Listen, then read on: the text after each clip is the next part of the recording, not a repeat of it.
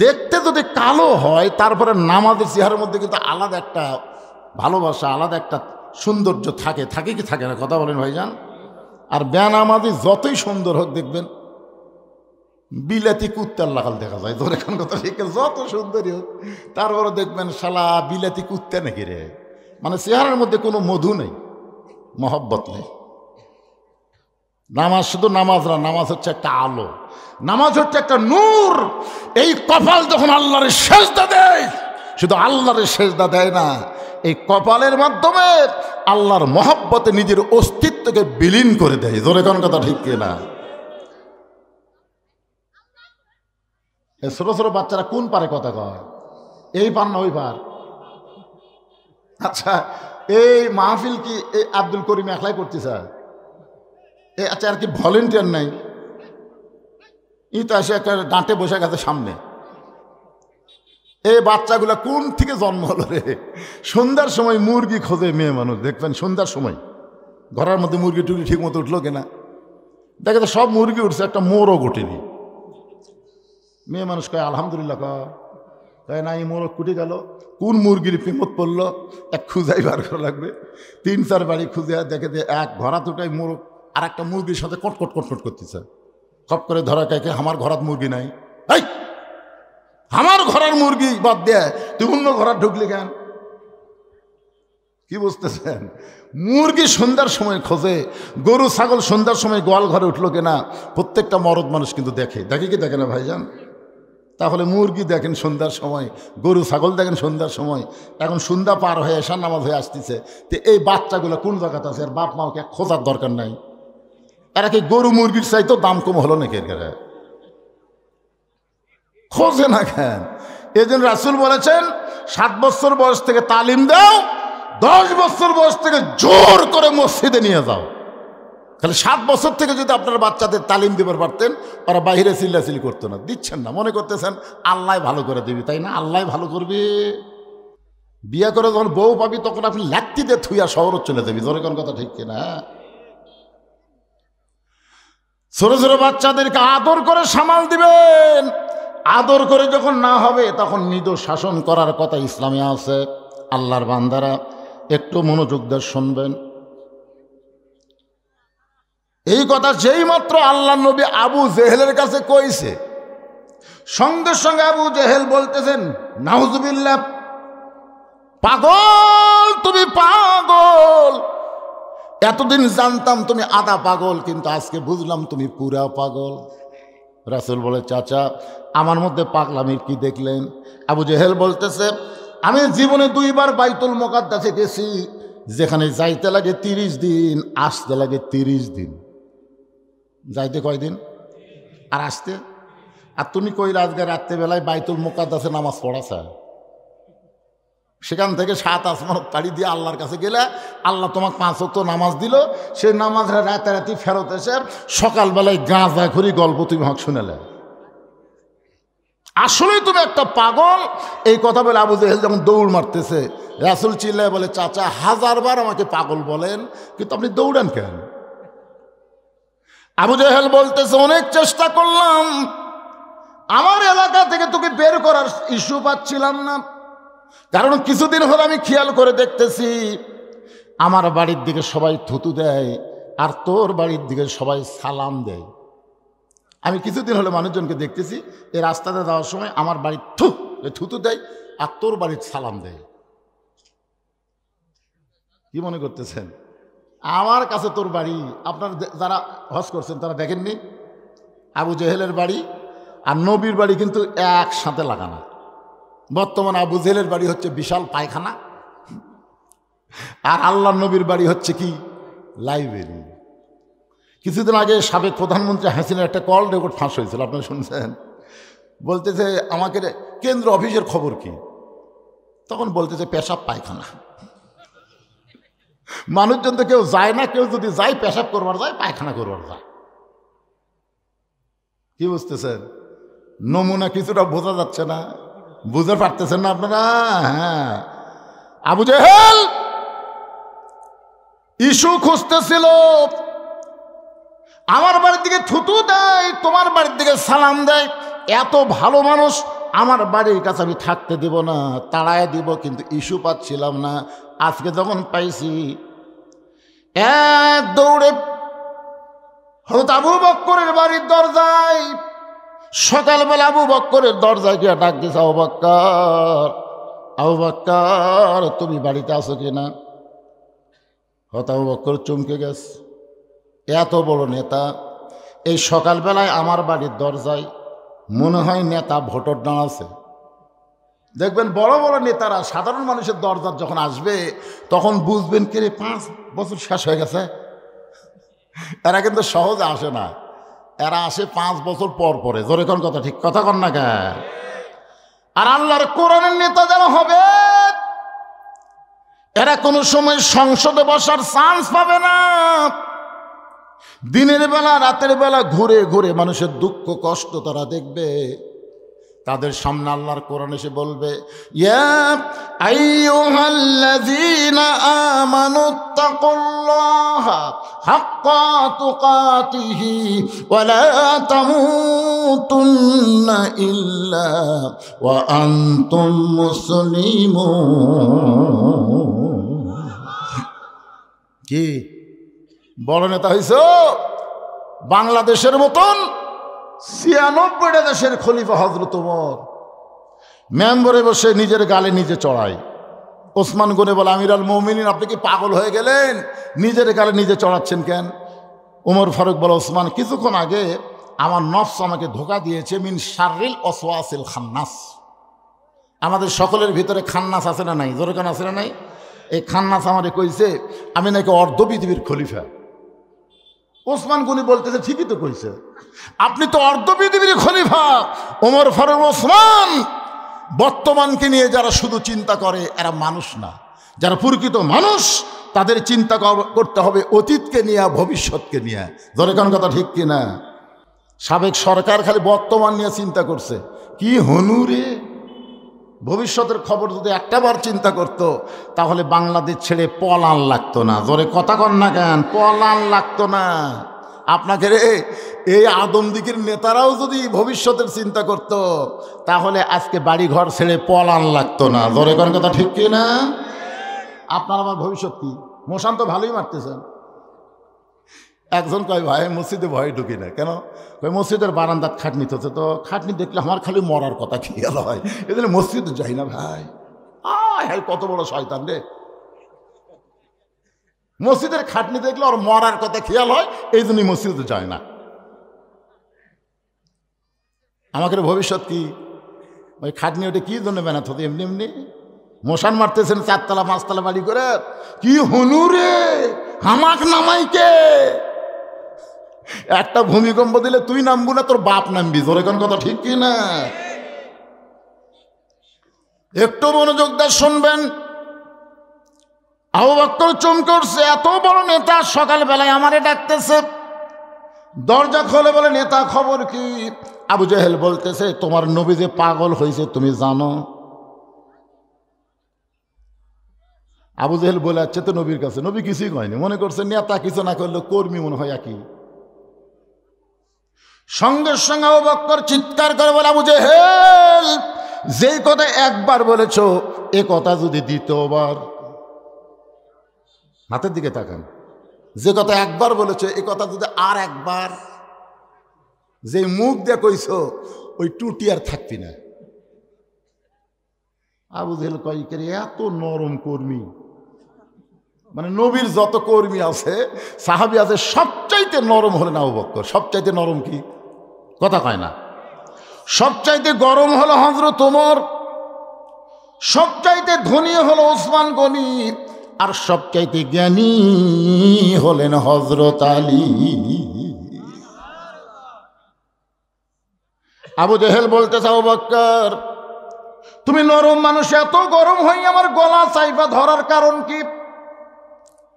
আবু বকর বলতেছে, আবু জেহেল, নবীর বিরুদ্ধে কথা শোনার পরে কেউ যদি নরম থাকে তাহলে বুঝবে সে মুসলমান নাই, মুনাফিক হয়ে গেছে।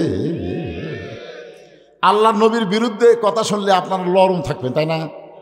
ইন্নাল্লাহা মা সাবিরিন, ধৈর্যশীলদের সঙ্গে আল্লাহ আছে রে। নবীর বিরুদ্ধে বলতেছে আল্লাহ ব্যবস্থা নেবে, আল্লাহ ব্যবস্থা নেবে, আমাকে গন্ডগোল করা লাভ নেই।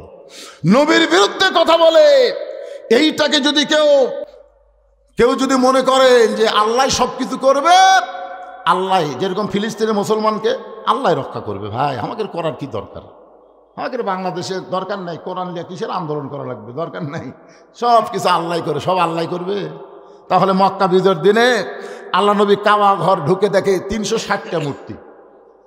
ওমর ফারুক বলেন, ইয়া রাসূলুল্লাহ, কাবা আল্লাহর ঘর, সেই ঘরের মধ্যে মূর্তি কেমনে ঢুকলো? আল্লাহ নবী বলেন, ওমর, শুধুমাত্র একটা ছাড়া আর কোনোটাকে আল্লাহ হেফাজত করবে না, শুধুমাত্র একটা। জোরে বলেন কয়টা? সে একটার নাম কি? আল্লাহর কোরআন।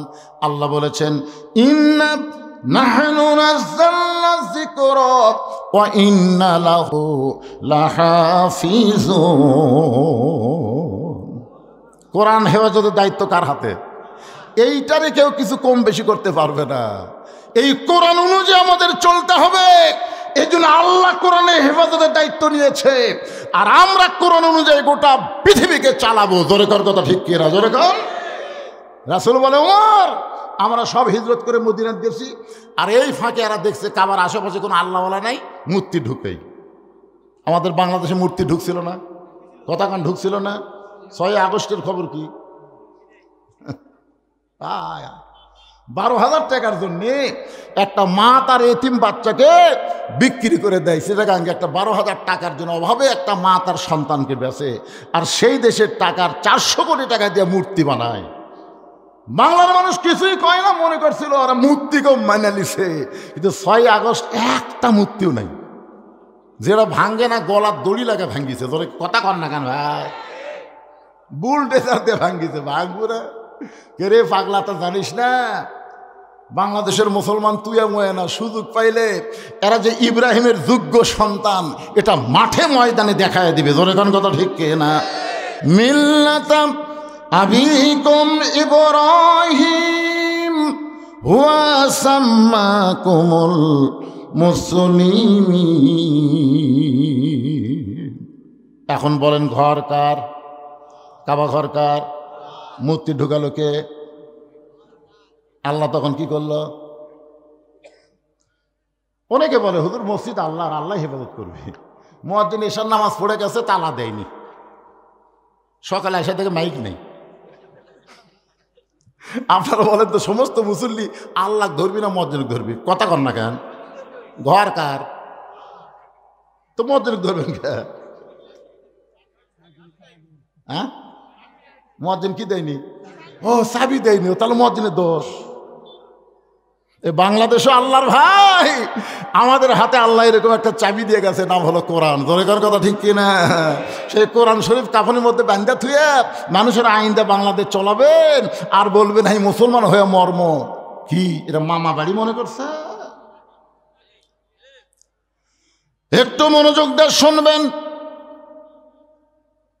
আবু বকর বলে, আবু জেহেল আল্লাহ নবীর বিরুদ্ধে কথা শোনার পরে কেউ যদি চুপ করে থাকে, তাহলে বুঝবা সে মুসলমান নামের মুনাফিক। আবু জেহেল বলতেছে, আবু বকর, আমি কি কারণে পাগল কইলাম একটাবার কি শুনবা না? আবু বকর বলে, তাহলে বলে তো তোমার খবর কি? আবু জেহেল বলতে, তোমার নবীর সঙ্গে সকালবেলা আমার দেখা হলো। তোমার নবী কইল আজকে রাত্রেবেলা নাকি বাইতুল মুকাদ্দাসে গিয়ে 2 রাকাত নামাজ পড়াইছে, সেখান থেকে 7 আসমান পাড়ি দিয়ে আল্লাহর আরশে গেল। আল্লাহ পাক নাকি 5 ওয়াক্ত নামাজ দিল। সেই নামাজ নিয়ে রাতারাতি ফেরত এসে সকালবেলা এই গাঁদা করে গল্প আমারে শোনাইলো। এখন বলে, আবু বকর এইটাকে বিশ্বাস করা যায়? আবু বকর বলে, আবু জেহেল, এই কথা যদি আল্লাহর নবী বলে থাকে, তাহলে এক বিন্দু মিথ্যা বলে নাই। আবু জেহেল কয়, কে রে, আমার সকালটাই মাটি রে, আমি কার কাছে কি খবর দিলাম? আপনারা বলেন তো, সবার কাছে সব খবর দিয়ে কাম হবে? পৃথিবীর যত খবর আছে সমস্ত খবরের মধ্যে ভুয়া থাকতে পারে। আপনারা বলেন তো, এই কোরআনের খবরের মধ্যে কোনো ভুয়া আছে? কারণ এই কোরআনকে বলা হয় খবরে ওয়াহিদ। এ কোরআনকে কি বলা হয়? খবরে ওয়াহিদ, মানে এক নম্বর খবর, যার মধ্যে কোনো ধোঁকা নেই, যার মধ্যে কোনো গোজামিল নেই, যার মধ্যে কোনো সন্দেহ নেই, এই সন্দেহমুক্ত, গোজামিল মুক্ত, ধোঁকামুক্ত কোরআন যারা নিয়ে আসে, তাদের কাছে তোমরা যতই খবর দাও, ওরা সব খবর একটু কোরআনের কাছে নিয়ে এসে জাস্টিফাই করবে। জোরে কোন কথা ঠিক কে না? আবু জাহেল চিন্তায় পড়ে গেল, সকালবেলাটাই আমার মাটি। আবু বকর এক দৌড়ে আল্লাহর নবীর কাছে, নবী কাবার হেলান দিয়ে কাঁদতেছে, রুমালটা চোখের পানি মুছে দিয়ে বলে, রাসূলুল্লাহ, আজকের খুশির দিন আপনি কেন কাঁদতেছেন? আজকে রাত্রেবেলা নাকি আপনি বাইতুল মুকাদ্দাসে নামাজ পড়াছেন, আজকে রাত্রেবেলা আল্লাহর ৭ আসমান পাড়ি দিয়ে আল্লাহর আরশে গেলেন, আল্লাহ পাকের সঙ্গে আপনার নাকি দেখা হলো, আল্লাহ পাক আপনাকে ৫ ওয়াক্ত নামাজ দিল, আবার রাতারাতি ফেরত এসেছে। নবী কান্দেন, আবু বকর, এই খবর তোমাকে কে দিল বাবা? এই খবর তোমাকে কে দিল? বলে, সকালবেলায় আবু জেহেল আমারে দিল। রাসূল বলে, আবু বকর, তোমার কি বিশ্বাস হয়? আবু বকর নবীর চোখের পানি মুছে দিয়ে কপালে চুমা দিয়ে বলে, নবী গো, সাদ্দাকতা, এক বিন্দু মিথ্যা নয়। সঙ্গে সঙ্গে নবী মুচকে হাসি দিয়ে দাঁড়িয়ে গেলেন, এক টানে আবু বকরকে বুকের মধ্যে নিয়ে কপালে চুমা দিয়ে বলে, আবু বকর, আবু জেহেল আমাকে পাগল বলে যাওয়ার পর থেকে আমার চোখ দিয়ে পানি পড়তেছিল, কিন্তু তুমি যখন সাদ্দাকতা বলেছো আর আমার কোনো কষ্ট নেই। আল্লাহ বলে, হাবিব, যে আবু বকর সাদ্দাকতা বলে আপনার কষ্ট দূর করে দিল, সে আবু বকরকে আপনি কি দিবেন? রাসূল বলে, আল্লাহ, আমার তো দেওয়ার মতন কিছুই নাই, আমি কি দিব আল্লাহ, আমার দেওয়ার কিছুই নাই। আল্লাহ বলে, হাবিব রে, আপনার চোখের পানি মুছে দিয়া মুখে হাসি ফুটানোর জন্যে আমি আল্লাহ তাআলা তাকে সিদ্দিক ডিগ্রি দিয়া দিলাম। ইয়া আইয়ুহাল্লাযীনা আমানুত্তাকুল্লাহা ওয়া কুনু মা'আস সাদিকিন।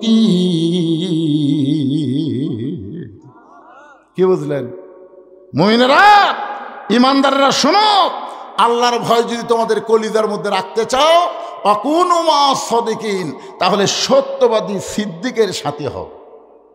এখন আপনারা বলেন তো, আবু জেহেলের সাথে হবেন না আবু বকরের সাথে হবেন? বুঝে শোনা কন, কিন্তু আবু জেহেল, আবু জেহেল নামের আগে আবু, তারপরে জেহেল, নামের আগে আবু, তারপরে বকর। একটা বকরের বাপ, একটা মূর্খের বাপ। আপনারা এখন কার সাথে হবেন, আবু জেহেল না আবু বকর? কারা কারা আবু বকরের সাথে হবেন? দুই হাত তুলে আমার আল্লাহকে দেখান, লিল্লাহি তাকবীর, হাত নামান।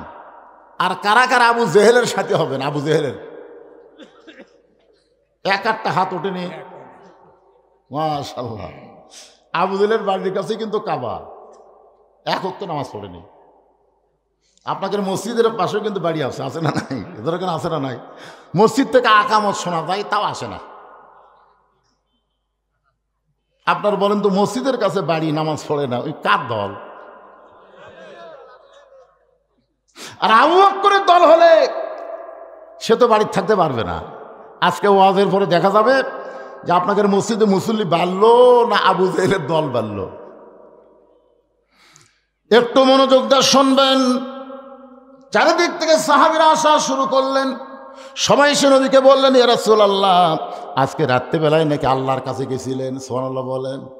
ওগো আল্লাহর নবী, আল্লাহ পাক আপনাকে 5 ওয়াক্ত নামাজ দিল, আপনার কাছে আমরা শুনতে চাই 5 ওয়াক্ত নামাজ সম্পর্কে।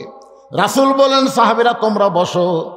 সমস্ত সাহাবীরা যখন হেরেমের মধ্যে বসে গেলেন, এমন সময় আল্লাহ নবী 5 ওয়াক্ত নামাজ সম্পর্কে আলোচনা করবেন। কয় ওয়াক্ত? জোরে কন। 5 ওয়াক্ত। এক সাহাবী দাঁড়িয়ে বললেন, হুজুর, কিছু বেয়াদবি নেবেন না, আমরা এতদিন জানি আল্লাহু আকবার, আল্লাহ হলেন সবচাইতে বড়। আল্লাহর চাইতে বড় কিছু কন, আল্লাহর চাইতে বড় কিছু। তাহলে আপনার সাথে যে আল্লাহর মেরাজ হলো, ওই জায়গাটা কত বড়? মানে যে জায়গায় আল্লাহর সাথে আপনার দেখা হলো, সাক্ষাৎ হলো, এই জায়গাটা কত বড়, যেটি আল্লাহ আঁটলো, আপনিও আঁটলেন। আমরা এতদিন জানতাম আল্লাহর চাইতে বড় কিছু নাই, আজকে বুঝতেছি আল্লাহ যে জায়গায় বসে আছে, মানিস তাও আলাল আরশ, আল্লাহ আরশে অধিষ্ঠিত আছেন, সে আরশ বড় না আল্লাহ বড়? আপনাদের কি ধারণা কোনটা বড়? হ্যাঁ, আমি যে চেয়ারত বসে আছি, এখন যদি আপনারা কোন হুজুরই বড়, তাহলে আসলাম কিভাবে? এখন যদি মনে করেন হুজুর দিয়ে খেয়াল করে চেয়ার বড়, কেমনে কইবার? কিন্তু যেটা ঠিক সেটা বলা লাগবে তো। এখন আপনার বলেন সোফা বড় না আমি বড়? এই ক্যাঙ্কার বড় হলাম, তাহলে আসলাম কি করে? না সেটা না, এরই মধ্যে আমি যে বসে থাকি আপনাদের সাথে ওয়াজ করতেছি, আপনার যদি বলেন হুজুর আমাকে এত বড় রে, কিন্তু হুজুর যদি বসলে সে জায়গা কত বড়, হুজুর থেকে একটু বড় না হলে কি আঁটে? এক ভাই বলতেছে আপনার মশলা আর আল্লাহর মশলা ভিন্ন, কিন্তু আমরা তো এটি জান বেড়াচ্ছি, জোরে কর কথা ঠিক করে, জান বেড়াসিনি এখানে মশলা না। আমরা বিশ্বাস করি আল্লাহর চাইতে বড় কিছু, কিন্তু আল্লাহ তো কোনো একটা জাগাত আছে না, এটা বিশ্বাস করেন না? আল্লাহকে কোনো জাগাত নাই, তো যে জাগাত আল্লাহ আছে সে জায়গা তো অবশ্যই আল্লাহর চাইতে বড় হওয়া লাগবে, তাছাড়া আল্লাহ আটটি কি করে? আল্লাহ রাসূল বলেন এজলেস বসো, তোমার প্রশ্নের উত্তর দেওয়া হবে। ওমর ফারুক বলেন এ রাসূলুল্লাহ এই 5 ওয়াক্ত নামাজ সম্পর্কে একটু আমাদের বলেন। রাসূল বলেন ফজরের ফরজ হলো 2 রাকাত, সূর্য উদয়ের আগে পড়া লাগবে। ওই ফজরের ফরজের সালাম ফিরানোর পরে আর কোনো সুন্নত নফল নাই।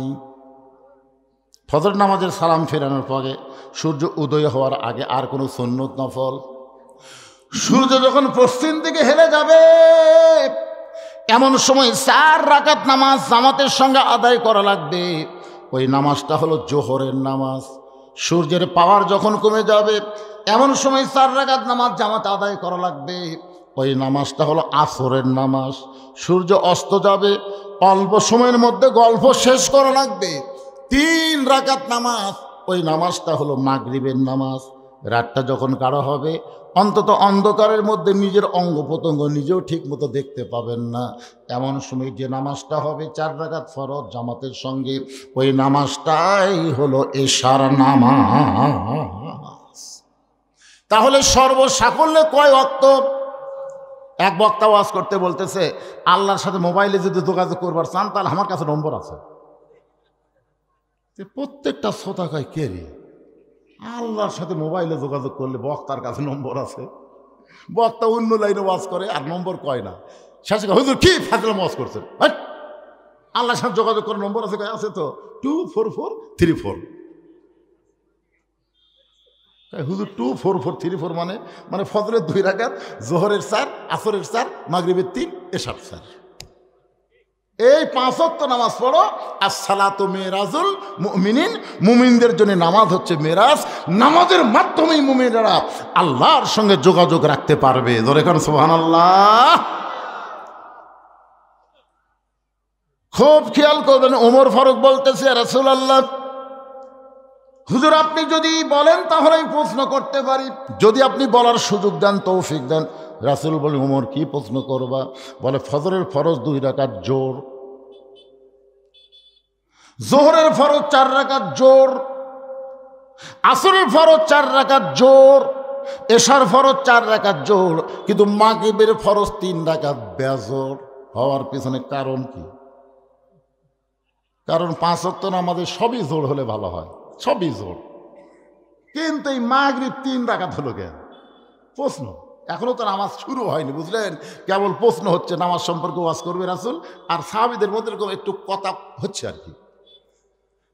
আল্লাহ রাসূল বলেন সাহাবীরা রে শোনো,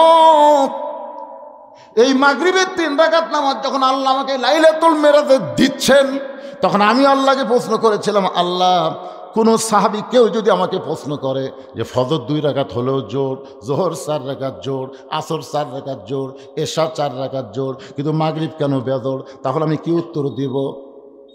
আল্লাহ বলেন হাবিব আপনার উপর যেই কোরআন আমি নাজিল করেছি, যেই কোরআন আমি নাজিল করেছি, কোরআনের মধ্যে একজন নবী আছে, সেই নবীর নাম হলো ইয়াকুব নবী। জোরে বলেন কোন নবী? নাম শুনছেন? ইয়াকুব নবী বাস করিতেন কেনানে, সবার চাইতে ভালোবাসতেন ইউসুফকে। এই গান গাইলে কি গুনাহ হবে? মাঝে মাঝে দুই একটা গান টান না হলে কীরকম হয়, কন না সবাই একটু হো করে খন, না পারলে হো করেন বলে। ইয়াকুব নবী বাস করিতেন কেনানে, সবার চাইতে ভালোবাসতেন ইউসুফকে। ইয়াকুব নবী নির্জনে বসে আল্লাহর কাছে বলতেছেন, আল্লাহ আমার 12টা সন্তান, সর্বসাকুল্য আমার সন্তান হলো 12টা, 2টা সন্তান এত ভালো আর 10টা এত খারাপ কেন হলো? সর্বসাকুল্যের সন্তান কয়টা? 12টা। ধরে কোন কয়টা? তো 2টা সন্তান এত ভালো, বনিয়ামিন আর ইউসুফ এত ভালো, আর এই 10টা এত খারাপ কেন হলো? দাঁড়ায়া সমস্ত নবীর নাফসি নাফসি বলে কানতে থাকবে। এমন কঠিন অবস্থা হাসরে হবে, সেদিন সমস্ত নবী তার উম্মতকে ভুলে যাবে, শুধু বলবে আল্লাহ আমার কি হবে, আমার কি হবে। একমাত্র দরদি নবী শাফাতের কান্ডারি ইয়া রব্বি হাবলি উম্মতি বলে সেজদায় পড়ে যাবে। সেই কঠিন মুসিবতের সময় আজকের এই মাহফিলকে ওসিলা করে আমাদের সবাইকে রাসূলের উম্মতের কাতারে আল্লাহ কবুল করে নিও। সুবহান রাব্বিকা রব্বিল ইজ্জাতি আম্মা ইয়াসিফুন ওয়া সালামুন আলাল মুরসালিন আলহামদুলিল্লাহি রাব্বিল আলামিন। লা ইলাহা ইল্লাল্লাহ।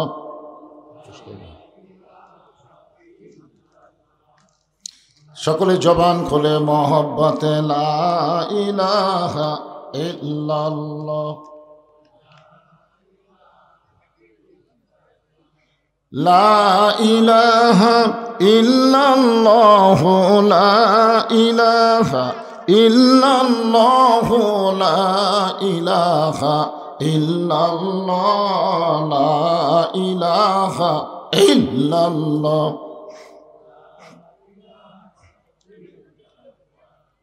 লা ইলাহা। যার দিলে আছে আমার আল্লাহর ভয়, যার মনে আছে আল্লাহর ভয়, আল্লাহ আল্লাহ সব সময়। আহারানিদেরা ভালো লাগে না এই দুনিয়া, ভালো লাগে না, ভালো লাগে শুধু আল্লাহ।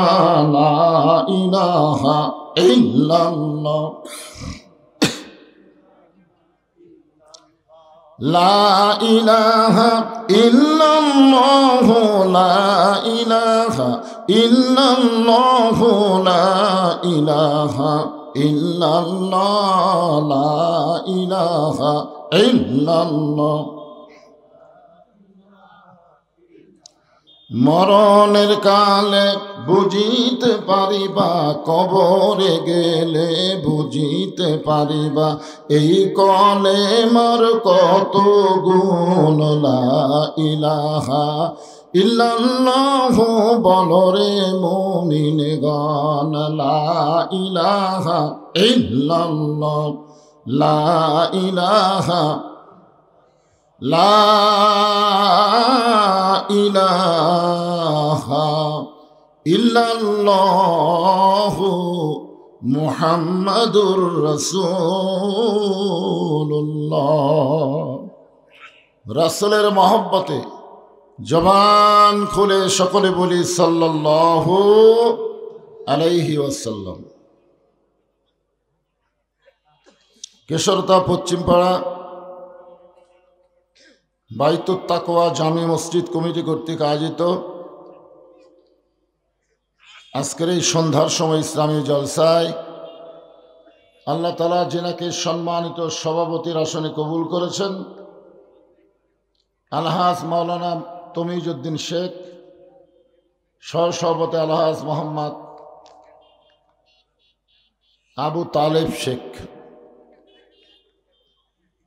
আজকের এই মাহফিলের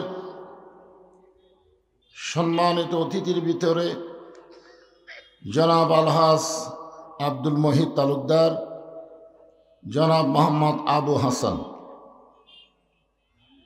আজকের এই মাহফিলের সম্মানিত সভাপতি, প্রধান অতিথি, বিশেষ অতিথি, আজকের এই মাহফিলের সম্মানিত ওলামাই কেরাম। এ জাতির শ্রেষ্ঠ সন্তান হলো আলেম ওলামা। আল্লাহ রাসূল বলেছেন, আল ওলামা ওয়ারাসাতুল আম্বিয়া, আলেমগণ হচ্ছে নবীদের ওয়ারিস। আল্লাহ বলেছেন, ইন্নামা ইয়াখশাল্লাহ মিন ইবাদিহিল ওলামা। আপনাদের মাঝে মাঝে যে সমস্ত আলেম ওলামা বসে আছেন, মঞ্চে আছেন,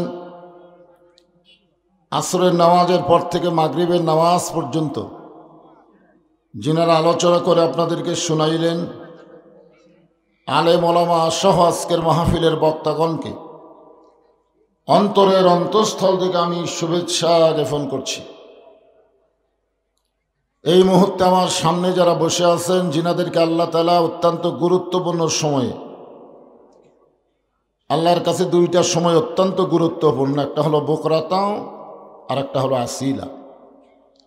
সকাল এবং সন্ধ্যা আল্লাহর কাছে অত্যন্ত পছন্দনীয় সময়, বলেন সুবহানাল্লাহ। এই সন্ধ্যার সময় জান্নাতের বাগানে আমার সামনে যারা বসে আছেন, আমি আমার অন্তরের অন্তঃস্থল থেকে আপনাদের সবাইকে শুভেচ্ছা জ্ঞাপন করছি। সম্মানিত মা বোনেরা, পর্দার অন্তরালে বসে বসে যারা আলোচনা শুনতেছেন, তাদেরকে শ্রদ্ধা জ্ঞাপন করে এই মুহূর্তে জানতে চাচ্ছি আপনারা সকলে কেমন আছেন? আলহামদুলিল্লাহ রব্বিল আলামিন। জি আলহামদুলিল্লাহ। জি আল্লাহ শারীরিক সুস্থতা এবং মানসিক প্রশান্তি, বলেন সুবহানাল্লাহ। গত বছর এই সময় আমাদের শারীরিক সুস্থতা ছিল, কিন্তু মানসিক প্রশান্তি ছিল না। মনের মধ্যে একটা অশান্তি কাজ করতো, না জানি কি হয়, না জানি কি হয়, মাহফিল হয় না বন্ধ হয়, এরকম একটা অশান্তি কাজ করতেছিল। কিন্তু এইবারে আপাতত সে অশান্তি নাই। শারীরিক সুস্থতা এবং মানসিক প্রশান্তি যে আল্লাহ দান করে আজকের এই জান্নাতের বাগানে আমাদের কিছু সময়ের জন্য কবুল করলেন, আমরা সে আল্লাহর উপরে খুশি না বেজার? তাহলে জবান খুলে সমস্বরে সকলে বলবো, রব্বানা লাকাল হামদ হামদান কাসীরান তাইয়িবান মুবারাকান ফীহি। আমরা আল্লাহর প্রশংসা করলাম, যে আল্লাহ দয়া করে রহম করে মুসলমানের ঘরে মুসলমান হিসাবে কবুল করে আজকের এই বেহেশতের টুকরার মধ্যে আমাদেরকে কবুল করেছেন। আমরা সে আল্লাহর উপর খুশি না বেজার? তাহলে জবান খুলে বলি আলহামদুলিল্লাহ।